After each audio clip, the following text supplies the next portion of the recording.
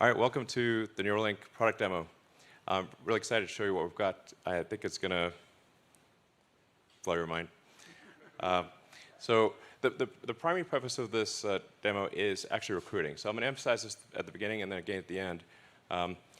We're not trying to raise money or do anything else. The main purpose of this is to convince great people to come work at Neuralink and help us bring the product to fruition. Make it affordable and reliable, and such that anyone who wants one can have one. And so I want to emphasize the purpose of Neuralink. Like, what's our goal? Our goal is to solve important spine and brain problems with a seamlessly implanted device. So you want to have a device that you can basically put in your head and feel and look totally normal, but it solves some important problem in your brain or spine. And the reality is that almost everyone over time will develop brain and spine problems. These range from minor to very severe, but if you live long enough, everyone's going to basically have some kind of neurological disorder. And these range from memory loss to brain damage. But the thing that's important to appreciate is that an implantable device can actually solve these problems. I think a lot of people don't quite realize that. But all of your senses, your sight, hearing, feeling, pain, these are all electrical signals sent by neurons to your brain.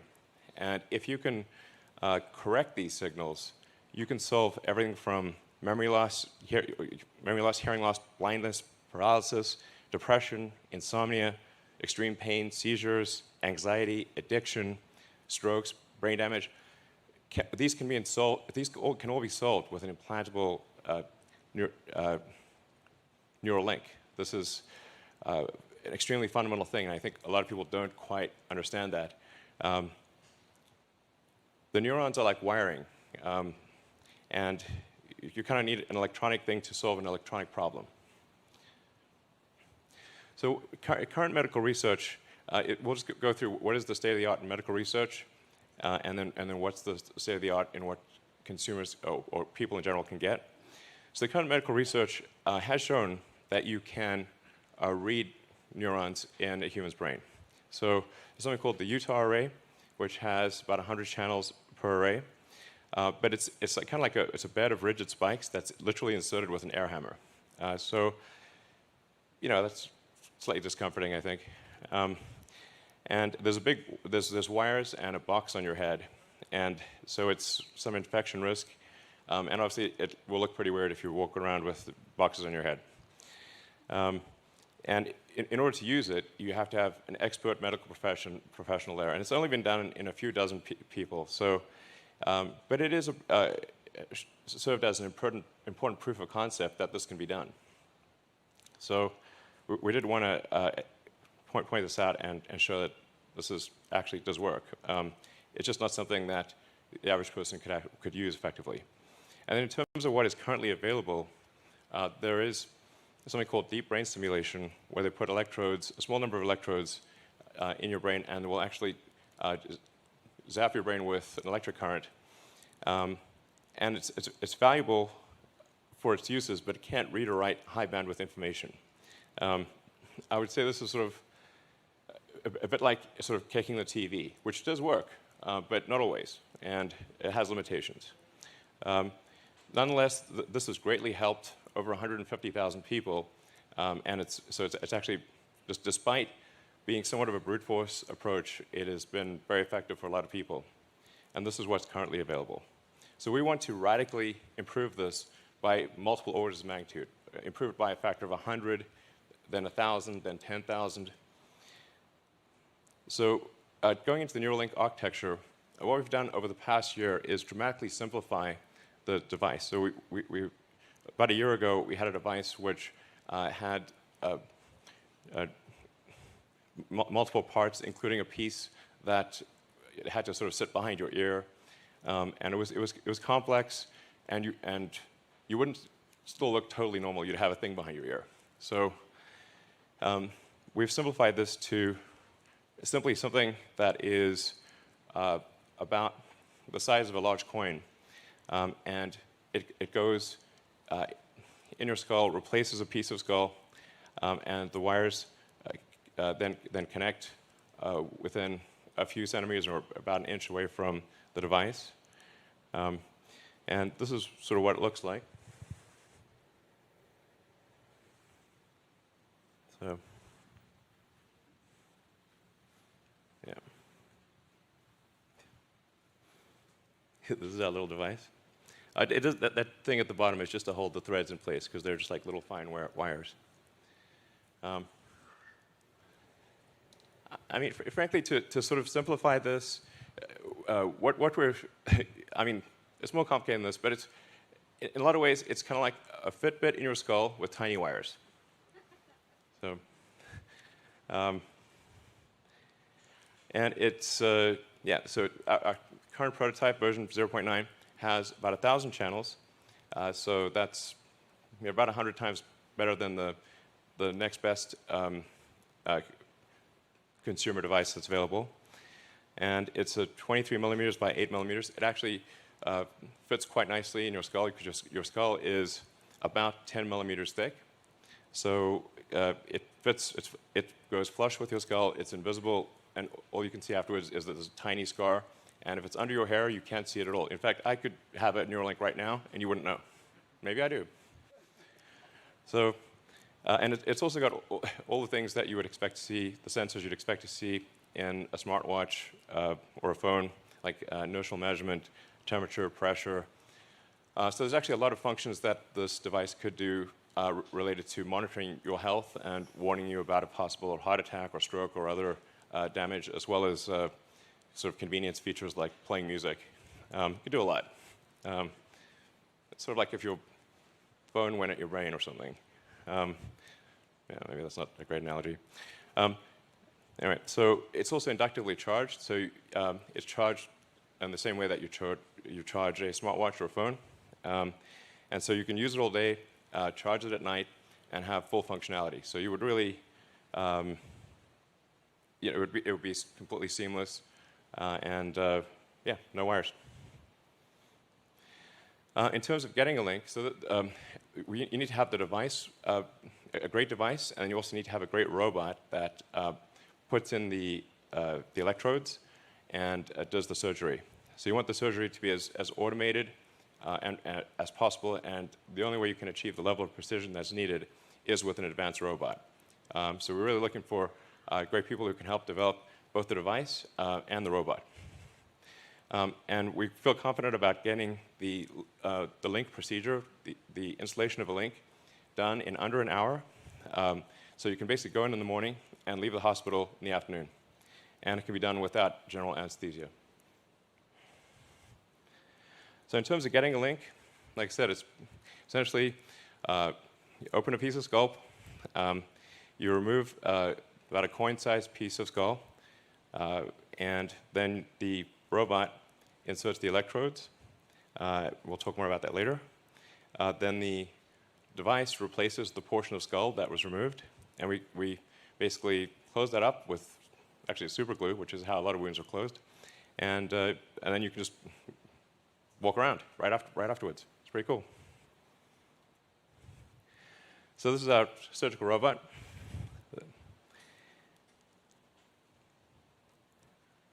And we actually ultimately want this robot to do essentially the entire surgery.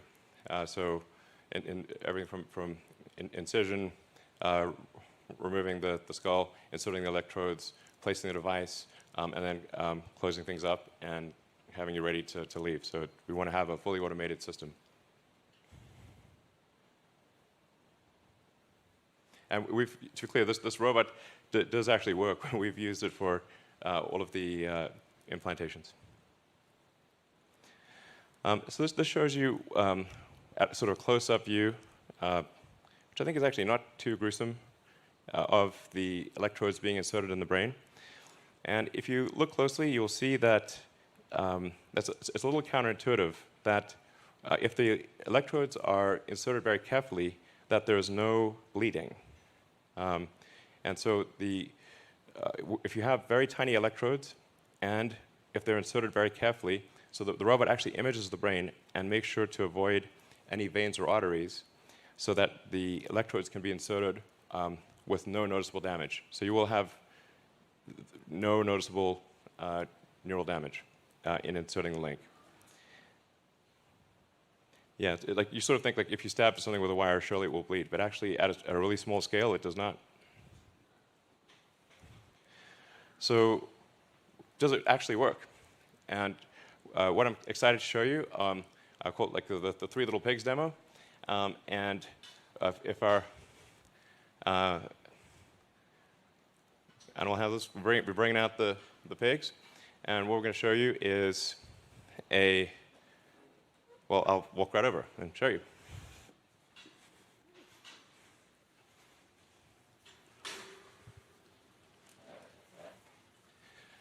So what we have in pen number 1 is Joyce, and she does not have an implant. Obviously healthy and happy. We're trying to get Gertrude out, and this is how you know it's a live demo.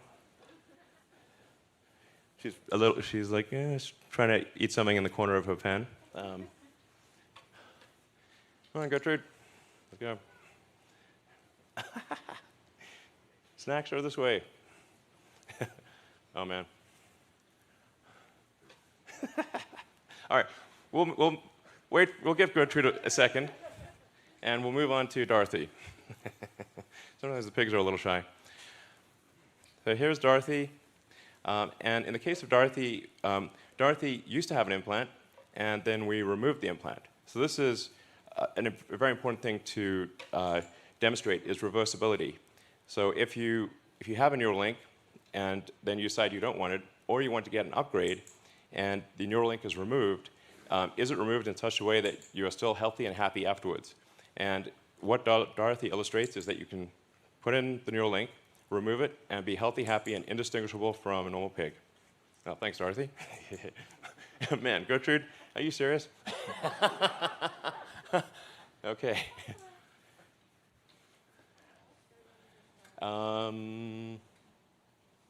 Well, should we bring them all out or something? Would that be better? How about everyone just comes into this pen? We'll have a few, it'll be a little crowded, but whatever.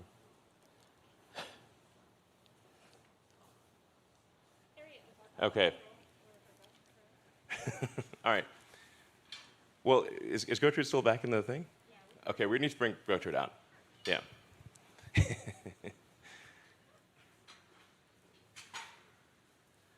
Oh, the beauty of live demos. This is real live demo. All right. Maybe we can zoom in to do Gertrude or something. She's clearly very interested in something at the back of her pen.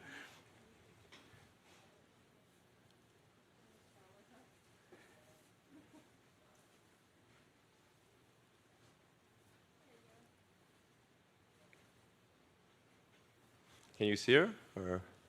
Not quite. All right.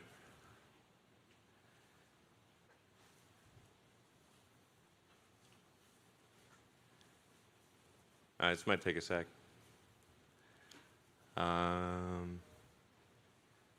Well, this worked earlier.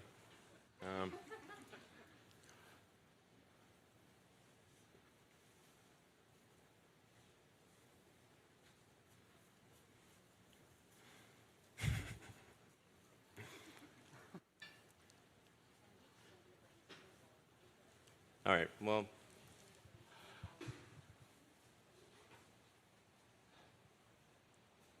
What if we lift the curtain and then zoom in?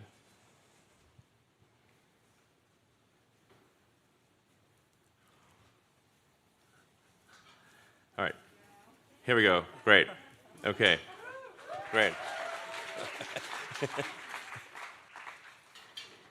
Okay, this is a high energy pig.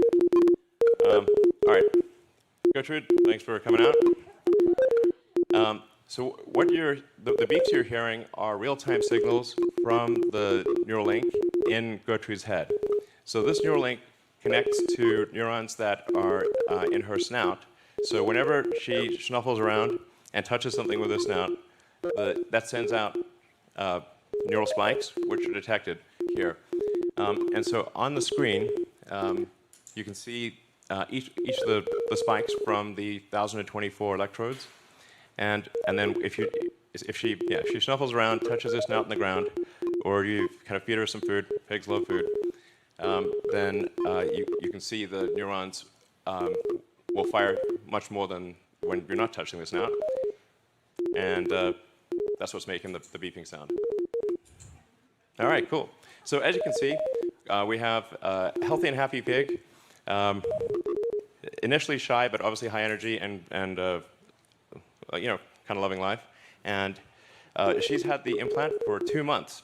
So this is a healthy and happy pig with an implant that is 2 months old and working well. Yeah.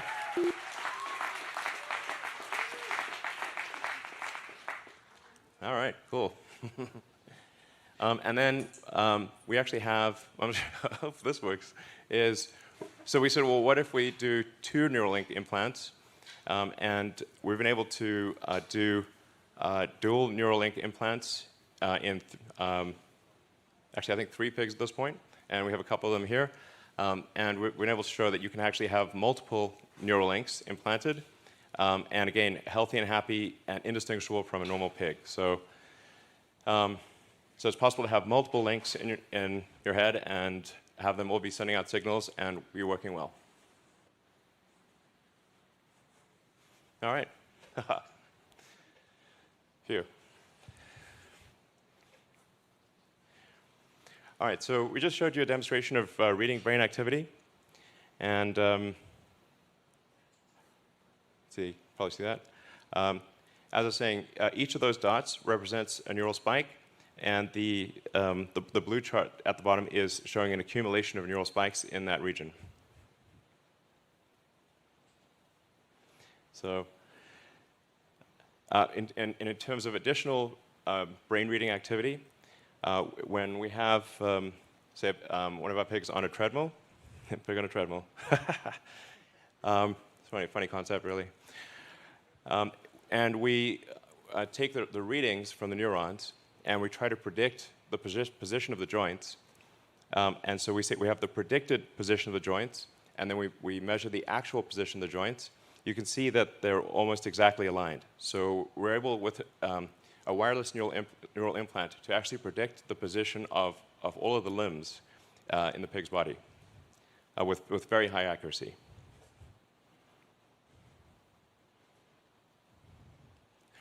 Now, in terms of writing to the brain or stimulating neurons, we obviously need precise control of the electric field in space and time. We need a wide range of current for different brain regions.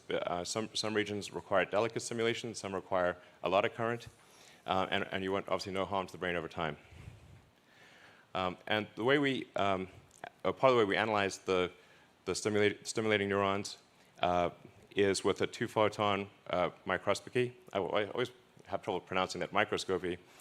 And it's very impressive technology. You can actually literally see in real time how the neurons are firing. So the red sort of things are the neurons. The red sort of flashing things are the neurons firing, or I should say the electrodes firing. So the red things are electrodes firing, and then the green are the neuron bodies responding to the current from the electrode. So you can see them lighting up different brain regions. And then by carefully controlling the electric field, you can actually have one electrode influence possibly 1,000 or 10,000 neurons. So although you might only have 1,000 electrodes implanted, you could be influencing millions of neurons. And this is just a similar chart showing stimulation at different power levels. So, like I said, for the initial device, it's read-write in every channel with about 1,024 channels, all-day battery life, recharges overnight, has quite a long range. So you can have the range being to your phone, I should say. That's kind of an important thing. This would connect to your phone, and actually the application would be on your phone, and it would be communicating by essentially Bluetooth Low Energy to the device in your head. That's why I say in a lot of ways it is like a Fitbit in your skull with tiny wires. So, and then, like I said, you would not be able to see the device at all. You would look completely normal and just have a small scar under your hair. And we're making good progress towards clinical studies. I'm excited to announce that we received a breakthrough device designation from the FDA in July, thanks to the hard work of the Neuralink team.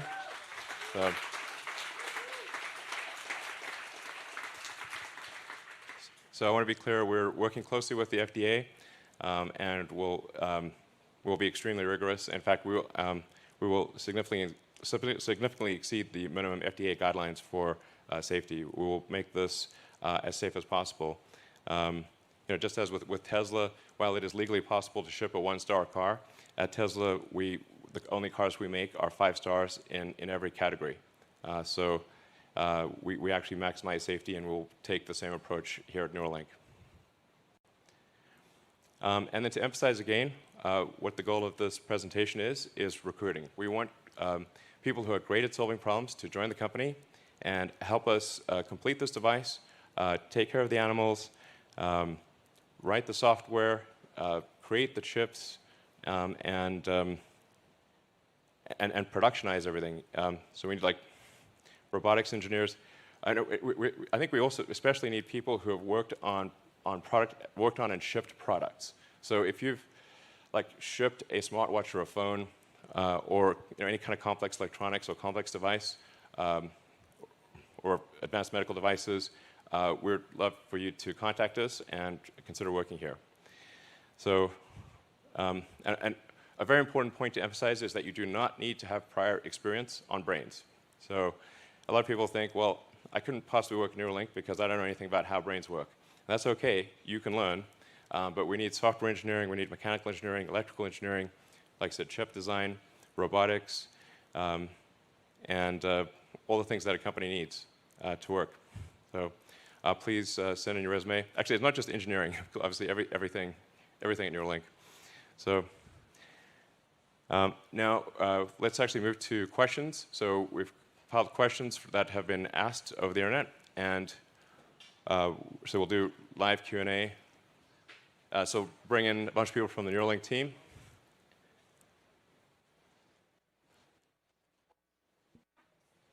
All right.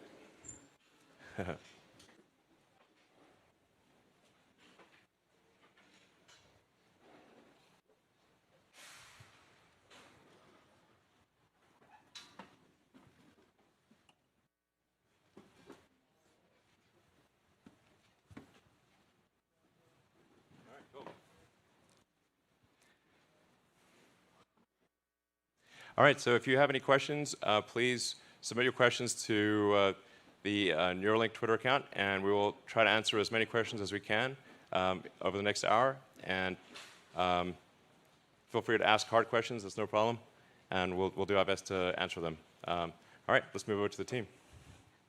Perfect. Yes, we will continue monitoring questions until the end of the event, so please keep sending them in over Twitter. Elon, do you want to come join us? All right, so the first question is, how is the spike detection implemented? Is it on the ASIC? Is it hardware and software updatable?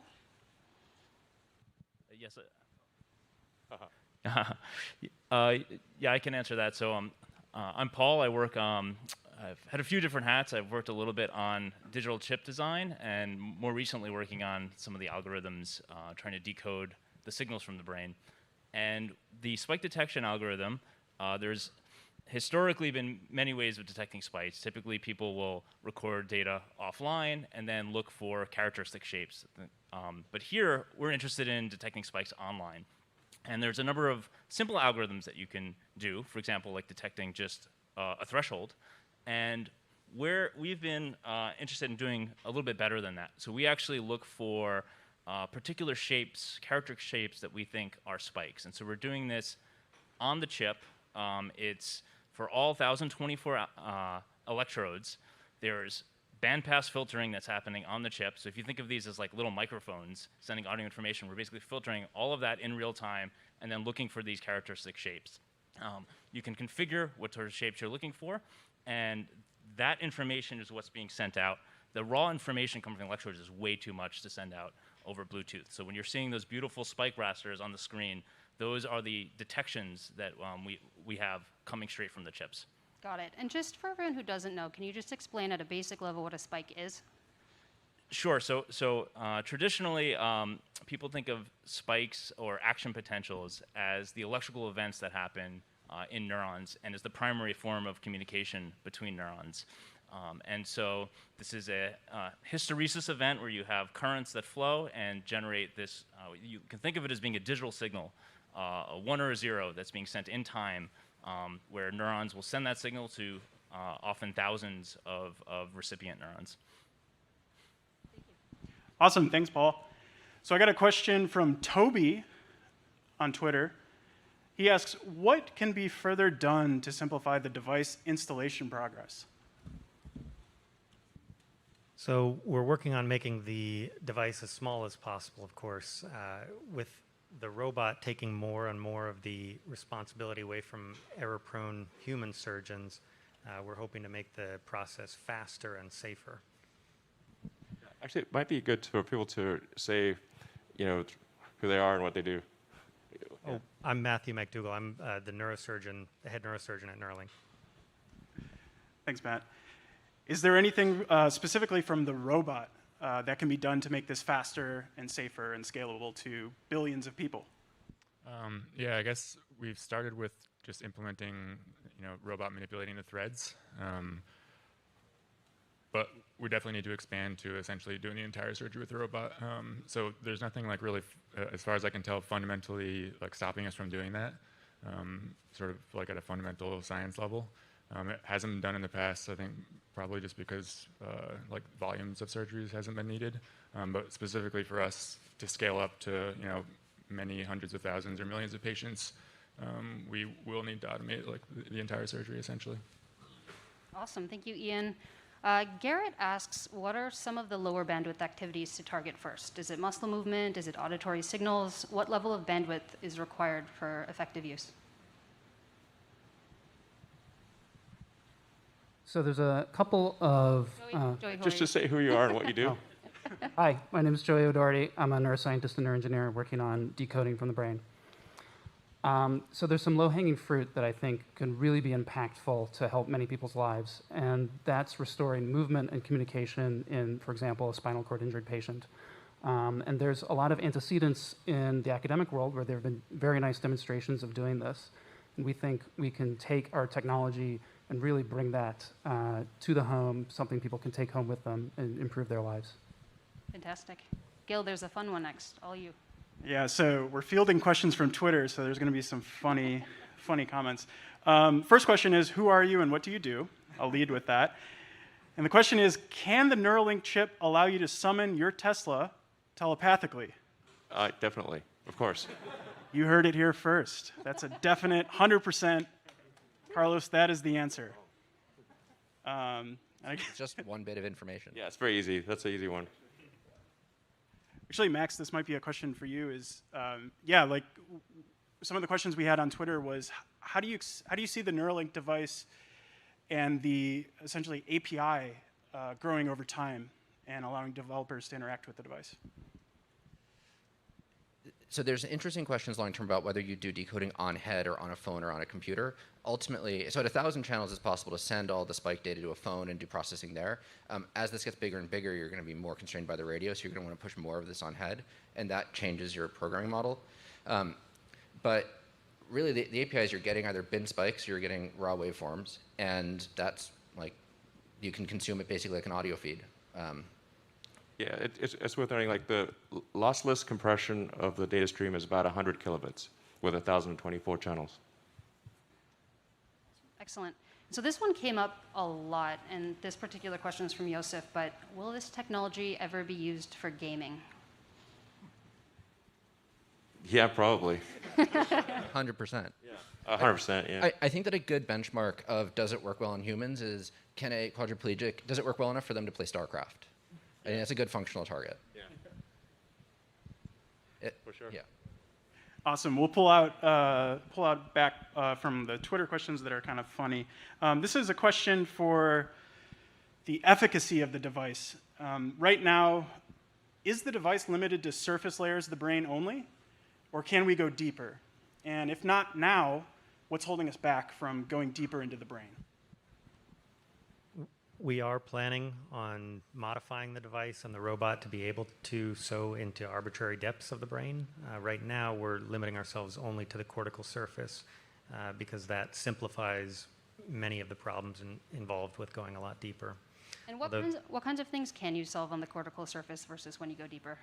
Sure. So a lot of the low-level processing happens in the cortex in terms of motor intentions, sensory information that comes directly in. So your hearing, your auditory percepts, your visual processing, a lot of that happens in the cortex. I mean, you could solve blindness. You could solve paralysis. You can solve hearing. You can solve a lot just by interfacing with the cortex. And to be clear, we actually do insert, I guess, about 3 or 4 millimeters into the cortex. So these electrodes are sensing from multiple layers within the cortex. There are deeper brain systems that are underneath your cortex, like the hypothalamus, and I think that is something we'd want to interface with for sure, because that's going to be important for curing things like depression, addiction, that kind of thing, anxiety. But yeah, like I said in the presentation, overall we're aiming for a general purpose device, and really the thing that would change from interfacing with the cortex versus deep brain systems is kind of the length of the electrode. So we just need kind of longer wires and to adjust the robot in order to access deeper regions of the brain. Awesome.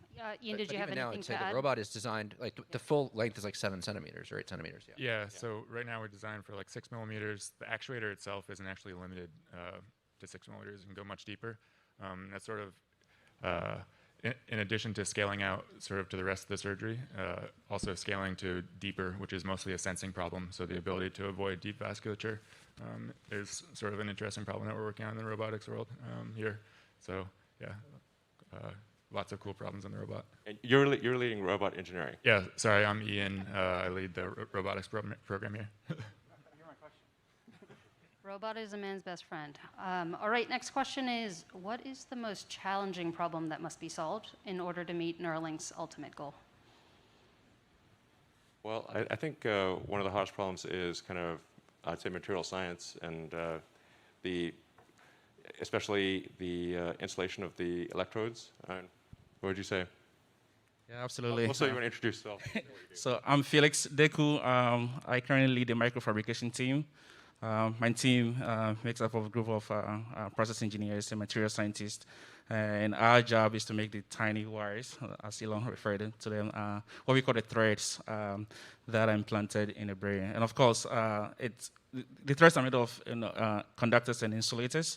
And choosing the right material that is amenable to the brain and compatible to the brain is something that our team have expertise on, and we work seriously on interface engineering just to make sure that our layers are actually well thought through, well designed, and at the end of the day, when we implant this device, they'll be actually functional for either reading or for writing in the brain. Yeah, and I think it's going to be important in terms of material science problems, is making sure that the threads, the electrodes, can last for decades in the brain.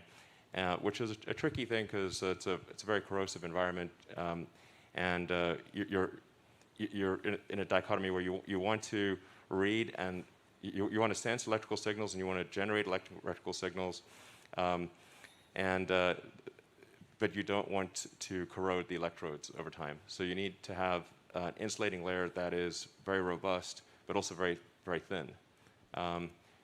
It has to be just the right amount of insulation, and it has to stay that amount of insulation over time. So this is why I think we think probably like a silicon carbide type insulator is probably the best long-term from a material science standpoint. But silicon carbide is a tough material to work with, but that's probably the right choice long-term, would you say? Yeah, I totally agree. And it's also, apart from its electrical properties, it also helps with adhesion between the metal layers and the polymer substrate. Another thing that we're also looking at is, since we're actually reducing the electric dimensions, the electric side, the actual side that actually speaks to the neuron, also have what we call high resistance to the signal. So we actually look into like material engineering that will reduce the impedance at that interface, so that we can actually have a very small electric side but still be able to speak clearly to the neuron. And when you guys say thin, how thin? How thin? So one strand of your hair is about 100 microns in diameter. We can think about dividing that into 20. So one of the thickness that we're working on is about 5 microns. And we have this possibility to go even thinner in the nearest future. We think we can probably go sub-micron in thickness, but obviously as the thinner you make the wire, the harder it is to sense the signal and to do stimulation, because there's less cross-sectional area for the current to traverse. In terms of upgrades, that's part of why I wanted to show the explanted plig, is to show that you can actually take the device out, and there's no observable behavior change. The pig is as happy as before and healthy, and I think this is going to be important for upgrades, because obviously if you get an early device, then by the time, let's say you get version 1, probably by the time we have version 3 or 4, you want to upgrade. You wouldn't want version 1 of a phone, and 10 years later everyone's got version 3 or 4. So it's going to be important to be able to remove the device and upgrade it over time. So over time, the Neuralink would do even more than it did before. Awesome. So here's a question about the device. We have been talking a lot about read speeds and we haven't talked about read or write speeds. DJ, what are the read and write speeds of the device, if you think of it like a computer? Sorry, when you say speed, what do you mean? Like, how quickly can you read information from the brain, and how quickly can you write information in the brain? Okay, so let's see. So one of the things to highlight is that we... DJ, what do you work on? Yes, my name is DJ Sa. I'm leading implant electronics development. Like a chip design. And a chip designer, engineer. So the prototype that we were showing, it has 1,024 channels. All of those channels are capable of recording and also stimulating. And in terms of recording, as Paul mentioned, we do have on-chip algorithms to do level of compression and extracting the signals of interest, in this case, spikes, neural spikes. Sure. And those things are actually happening at a much faster speed than your brain even is processing those information. Well, do you want to say like things like time resolution, like within how many milliseconds can you detect a spike, and what's the just some technical data? So in terms of the signals that we're collecting, we're digitizing them at 20 kilohertz. Generally, the signals of interest are anywhere between about a millisecond in width, and so we sort of sample it at 20 times that speed. And we have analog to digital converters that divide that into 1,024 levels, so 10-bit resolution. And the spike detection is done in less than 900 nanosecond, which is really, really a fast time. And it's only sort of determined by the speed of the clock. And for making sure that our implant is low power, we're running them actually at a very slow speed. And then for stimulation, we can actually create any arbitrary waveforms with about 7 microsecond of resolution. So basically, whatever you want to draw, we can stimulate and generate those pulses through any combination of our electrodes. And this is just version 0.9, or aspirationally version 1. As we go to version 2, 3, 4, these things will expand, I think, ultimately by orders of magnitude, many orders of magnitude. Great. Everyday Tesla asks, how big is the Neuralink team, and how much do you expect it to grow in the near future? There were about 100 people right now. I think over time, there might be 10,000 or more people at Neuralink. So I think, Couple orders of magnitude? Yeah, exactly. A couple orders of magnitude. Those are my favorite phrases. Yeah, just a couple orders of magnitude, no big deal. Yeah, probably the number of electrodes will grow with the number of people at the company. Hopefully that's a super linear relationship. Yeah. Well, we might need a million people at the company then. Yeah, super, yeah, even more. Yeah. Ideally, super linear. Our hiring quotas are determined by our channel counts. Yeah. Maybe it's 10-to-1 ratio or something. Yeah. Cool. So Twitter asks, how does the implant system fare against various disturbances from the outside, like electrical, magnetic, Wi-Fi, radio? Yeah, so the current version of implant that we have is using Bluetooth low energy radio. So similar to any Bluetooth devices that are out there, they are able to coexist with other devices that are using and sharing our same spectrum in 2.4 gigahertz. Obviously, as you imagine, when you go to concerts or there's just a lot of people, the signal quality does degrade because it is a pretty congested spectrum. So we are actually working on some new versions of the radio that are operating at different frequencies to be able to also send out a lot more data and have it be scalable to millions of electrodes.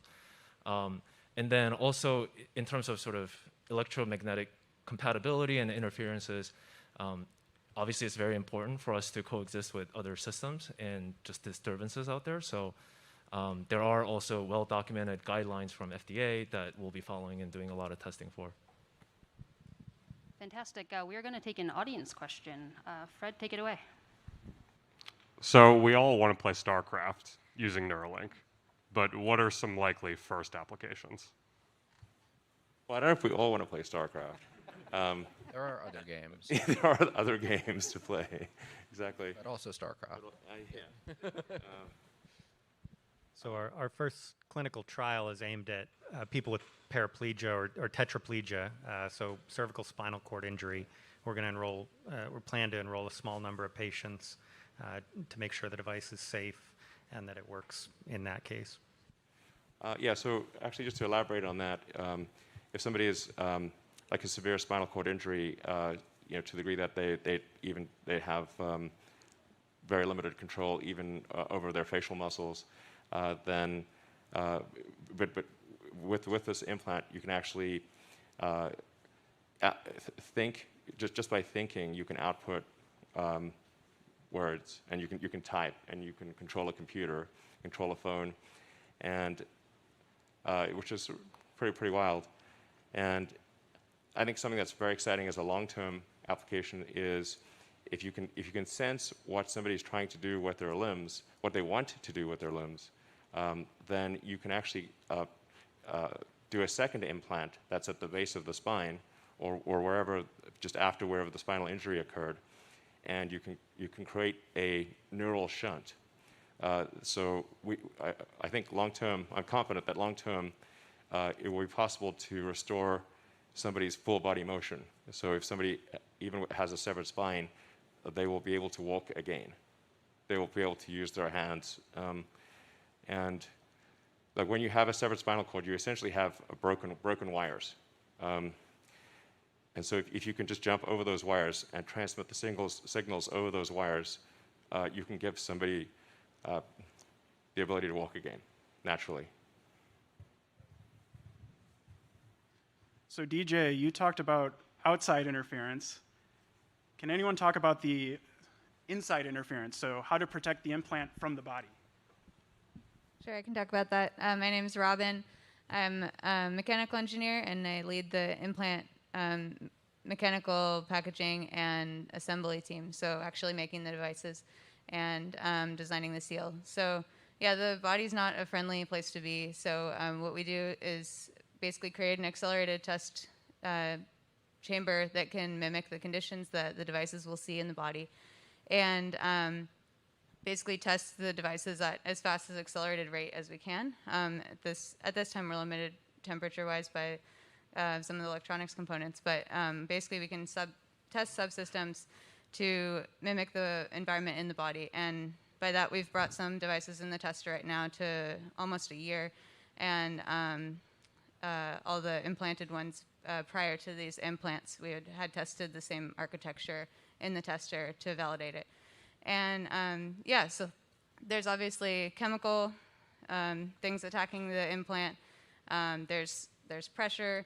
There's mechanical shock and vibration. So all of these things are part of it. And yeah, I think one of the things that really helps is having everything in-sourced in-house. So we have the capability to deposit thin layers of metal. We have the capability to weld glass and machine micron scale with lasers. And yeah, so basically we have all the tools in-house to be able to design any sort of sealing, enclosure, packaging that we need to do.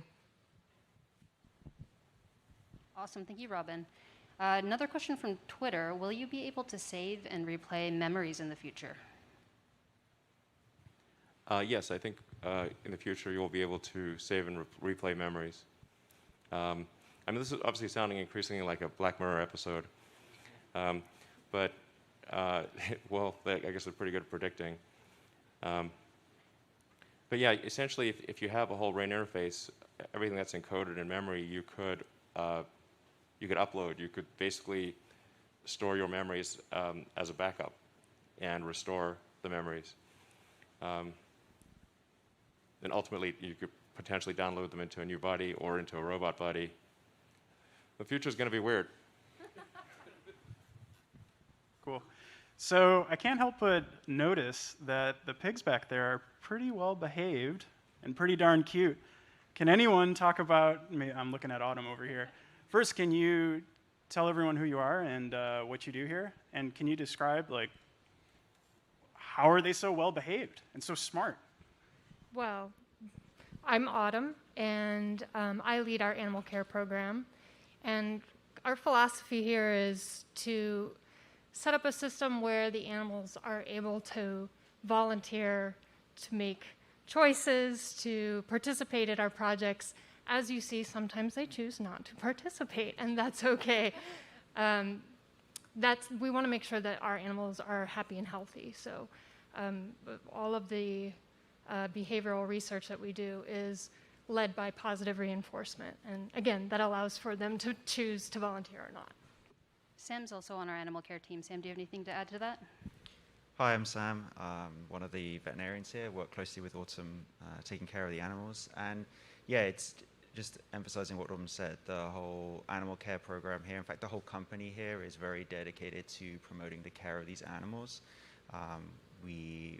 Everybody's involved, everybody's very interested in making sure that they're taken care of. And yeah, the program from top to bottom is designed to make sure that they can express their species-specific behaviors, choose to do things. We don't force things upon them as much as possible. And yeah, that's why you see the pigs happily rooting around the straw right now and generally being very content. They do have those natural little smiles on their faces, which is ever delightful. Next question is, what programming language are you guys using for developing the device? Several. Yeah, we use several different types of programming languages. So for chip development, a lot of Verilog for doing low-level programming at the kind of the register transfer level. As you go up higher and higher, there are various C, C++, Python. But to be honest, like at the end of the day, it's not which programming language do you know how to use. It's do you know the principles behind coming up with just methods to enable these systems to work. So I think if you have any experience in programming and you've been building things since you're little, you should really come join us. Yeah, but can I play Crisis?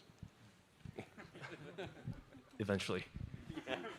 It can play Crisis. Cool. Crisis confirmed. And then Ian, what about Ian, what about the robot? What kind of programming languages and tech stacks are you using over there? I mean, sort of just reiterating what DJ said, sort of doesn't matter. Like specifically for us, there's a real-time low-level platform, C++, some Java and Python scripts.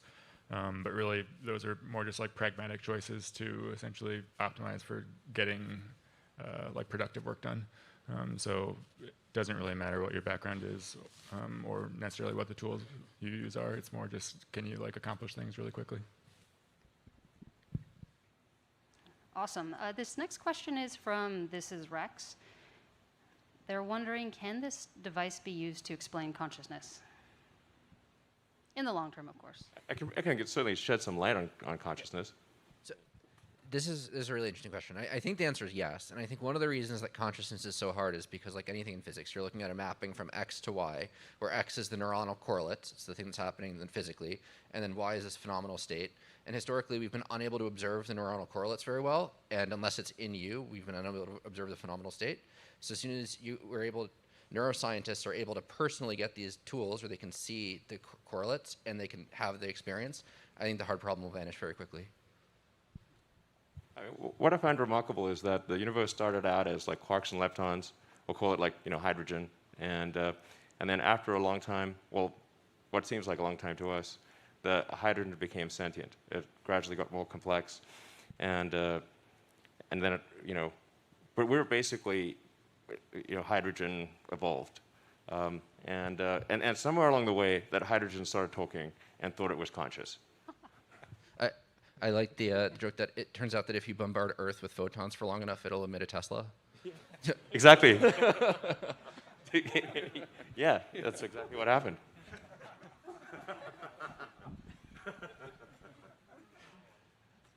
Just basic science, guys. Yeah. It's That's just what they teach science. you in school. Yeah, so there's a lot of Twitter comments coming in about a question that I think is on everyone's mind, no pun intended. What is the security of the device look like? What kind of precautions are being taken, and what does the future look like for the security of the system? So first and foremost, privacy and security are top priorities at Neuralink, especially given the sensitivity of the data that we're collecting. And one of the things that we're ensuring is to make sure that a lot of the interactions with the brain data is going to be encrypted and authenticated properly. And I think this has been kind of a sort of recurring theme, but one of the things that we have the ability to do at Neuralink is that we work on every layer of the product, from chip design to source code, and it really gives us a unique opportunity to embed security as part of our design from the get-go, and to make sure that there are no single points of failure. So as an example, we can actually completely isolate sensitive modules like the BLE radio by just segregating it out at the hardware level, and really making sure that we protect the I/O to the brain away from any potential attacks, and really minimizing the attack surface. And we have in-house security expertise, and we're also working with external parties to do audits and perform penetration testing. Excellent. Thank you, DJ. Well, actually, is there a point that anybody here wants to make that has not been asked in a question, but you think should be a question? Anyone? Yeah. So hey, I'm Zach. I work on the microfabrication team. I help making implants. And one thing that I think is really cool, just in general, is that this is a platform essentially, so we can change the design up in a variety of ways. So if we find that a certain design or electrode size or number of electrodes works better in different areas of the brain, we have the capability to do that. I personally think that's very cool. Fantastic. Anyone else? Dan, do you have something to add? Yeah, I think one of the things that's allowed us to make such fast progress in the last few months is the use of pigs as a model. And we started out choosing pigs because of the very similar anatomy of their skull to humans, same thickness and similar kind of membrane, dural membrane. But then as time went on, we realized that pigs are actually have amazing other properties. You can train them to walk on treadmills. You can train them to do all kinds of tricks, and also that they have this large representation of the snout in the cortex, which you can very easily stimulate. So the question would be, why are we using pigs? And I think we've even surprised ourselves at how useful they are as a model in this respect. And another important point is that it's very easy to keep pigs happy. They have very low needs, and so we can build an environment in which they have amazingly good welfare. Yeah, You seem very happy about food. Yeah, it's easy to make pigs happy, basically. They love food. pigs really love food. This is a true thing about pigs. You know, give them like sort of some straw and some things to play with and some friends to hang out with and good food, and they're happy as pigs. And then pigs are actually quite similar to people. So that's you know, if we're going to figure out things for people, then pigs are a good choice. And they're quite robust creatures, like little tanks. And then I think one of the questions was like, is the device itself robust? And it's like, well, you know, pigs, they bustle around quite a lot, and they bump into things, and they headbutt each other at times, and they're pretty animated. So if the device is lasting in the pig, as it lasted there for 2 months, and still going strong, then that's a good sign that the device is robust for people. Fantastic. One common theme that's been coming up a lot on these Twitter questions coming in is that of availability. And so Matthias has a specific question on this, which is, any estimate of how much it will cost at launch and what price it will reduce to over time? Well, I think at launch, it's probably going to be, I would say that's not really representative, because at first, I think it's going to be, you know, quite expensive, but that price will very rapidly drop. And I think over time, we want to get the cost obviously down as low as possible. But I think inclusive of the automated surgery, I think we want to get the price down to a few $1,000s, something like that. And I think that's possible. I think it should be possible to get it similar to LASIK, and then the device electronics itself, I think will not be very expensive, because it actually does use a lot of the parts that are made in extremely high volume in tens of millions of units for smartphones and smartwatches and wearables in general. Great. So here's another question about the device. What does the architecture look like? Is it a CPU, ARM CPU? What's going on inside the device that you can talk about, DJ? I can talk a little bit about the digital architecture. It's fully custom. One of the most difficult challenges, I think, of building an implant is the energy density. So the more electrodes you record from, the more energy you're going to be consuming.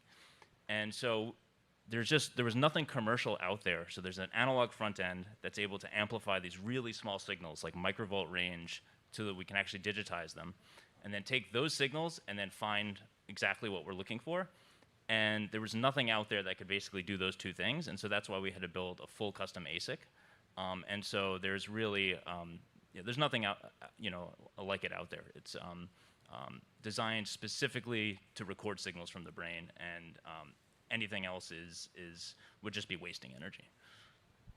Yeah. So the thing that I would add to that is, so there are obviously elements that we customize from ground up. Like our neural amplifiers and some of the algorithms that we develop, but a lot of the other systems around it are really borrowing from parts that are already been productionized and available from the wearables industry. So BLE radio, a lot of the low power microprocessors that are part of it, a lot of small sensors.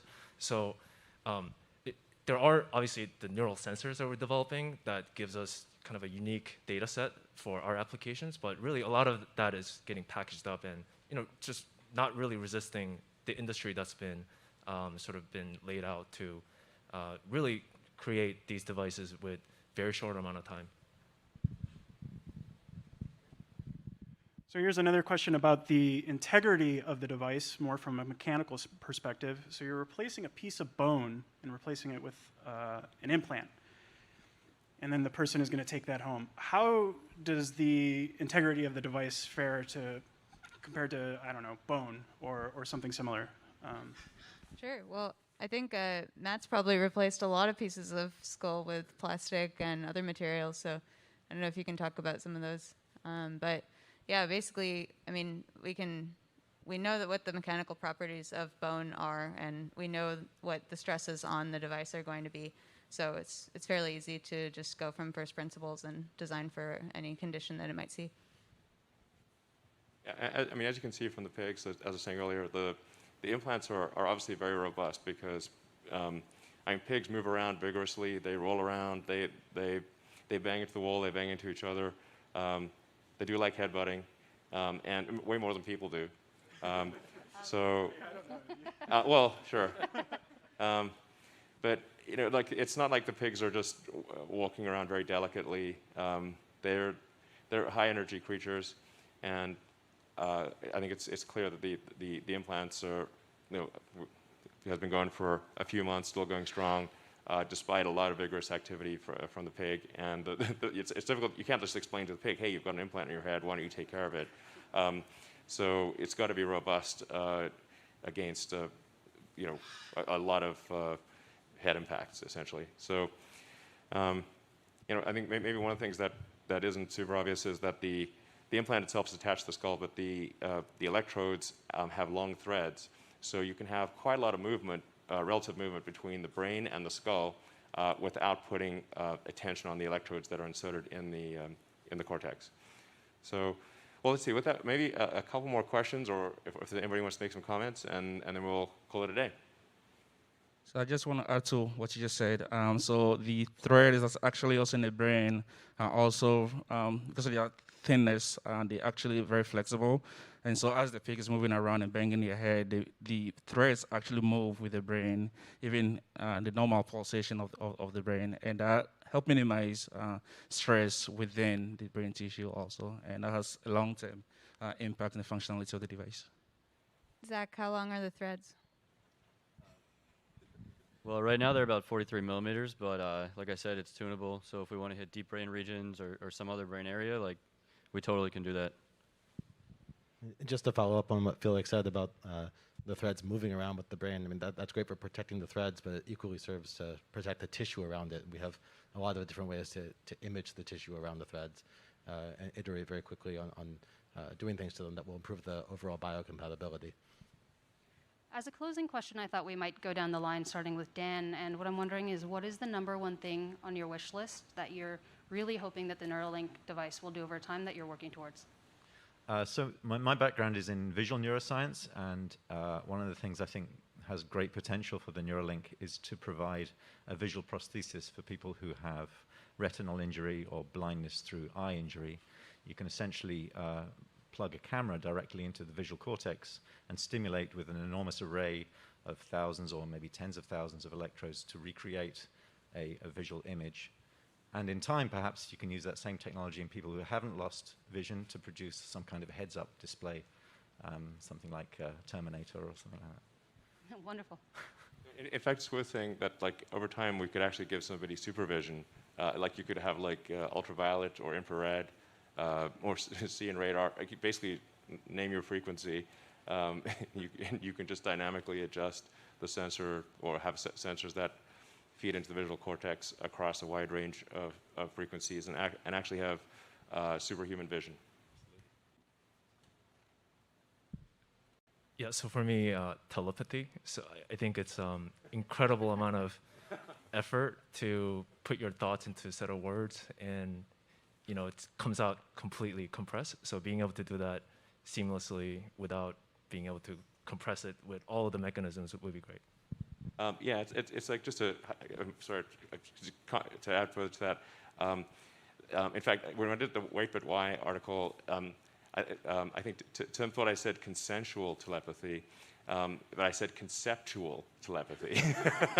I would presume it would be consensual, because you definitely don't want just people, you know, sending stuff into your brain without your consent. But a lot of our brain thought capacity goes into compressing our thoughts into words, and then you think of like the data rate of words. Words are a very slow, very low data rate, and we're putting a tremendous amount of mental energy into compressing the concepts and thoughts in our head into words, and then slowly talking. Speech is so very, very slow, and we could actually send the true thoughts. That we can basically have far better communication because we can convey the actual concepts, the actual thoughts, uncompressed to somebody else.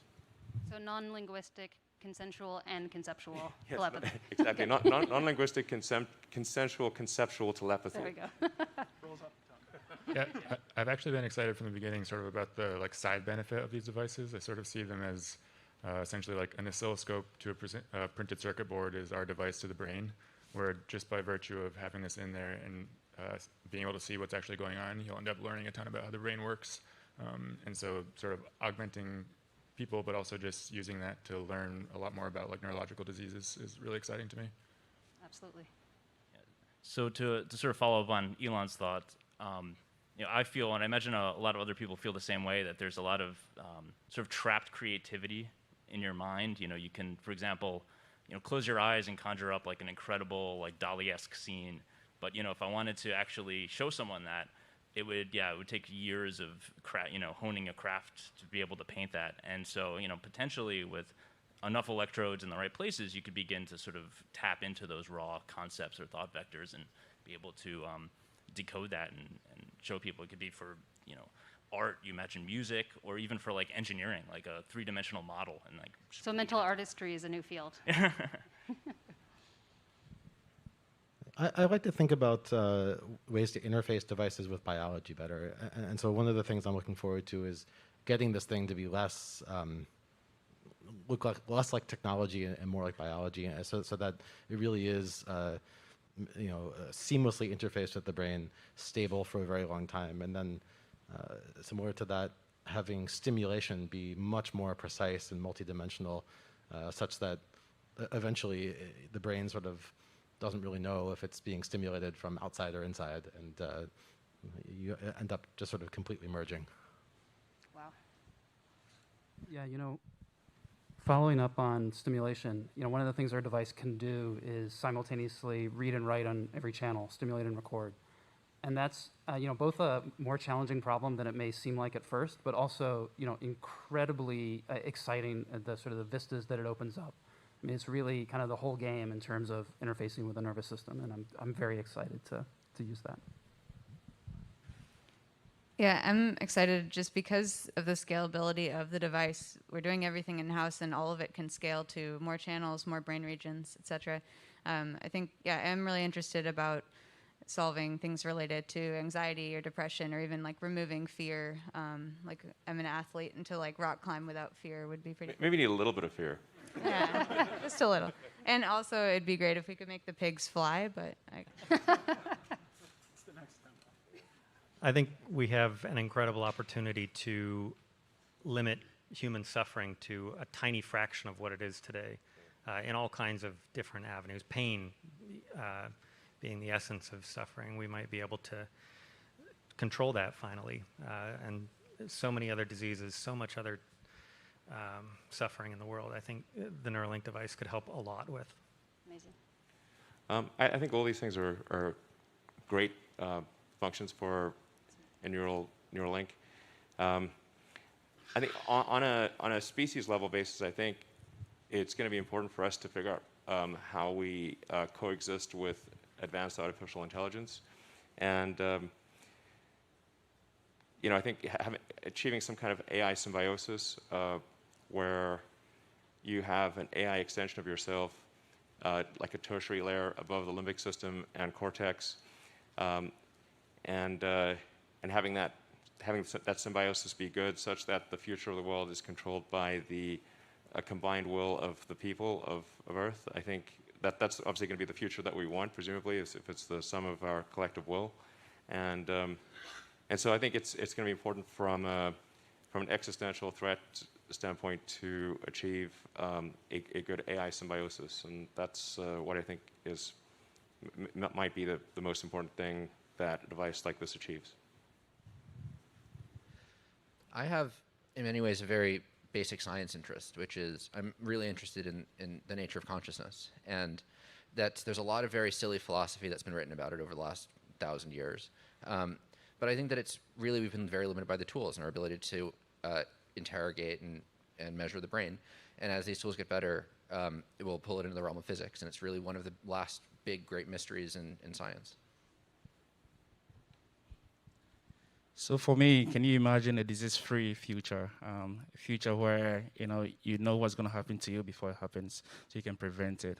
With these devices, we'll be able to not just pick up electrical signals, but we can also pick up chemical clues in the brain. And if you're successful, which I know we are, we'll be able to kind of prevent ahead of time, diseases. And really, the functionality of this device is widespread. So I'm looking forward to the future. I'm really excited about the opportunity to help people overcome challenges that they face through life circumstances, bad luck, through no fault of their own, spinal cord injury, brain disease, some devastating things that completely change your life. Hopefully we can help them get some function back. I know and love many humans with autism spectrum disorder, so I'm really interested to see how the Neuralink might be able to support them if they chose to do that. Yeah, so I mean, everyone else along the line has had amazing ideas and suggestions, and for me, it's about memories, and everyone loses those memories over time.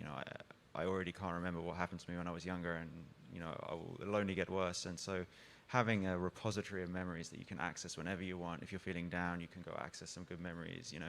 If you miss something or miss somebody, you can go and access those memories. And I think that would just be such a life-changing experience to be able to just tap into that. Those are such a beautiful and diverse array of answers there. Yeah. All right. Well, thanks for tuning in. And as I said, please consider working at Neuralink and helping us solve these problems. There's a tremendous amount of work to be done to go from here to a device that is available, widely available, and affordable and reliable.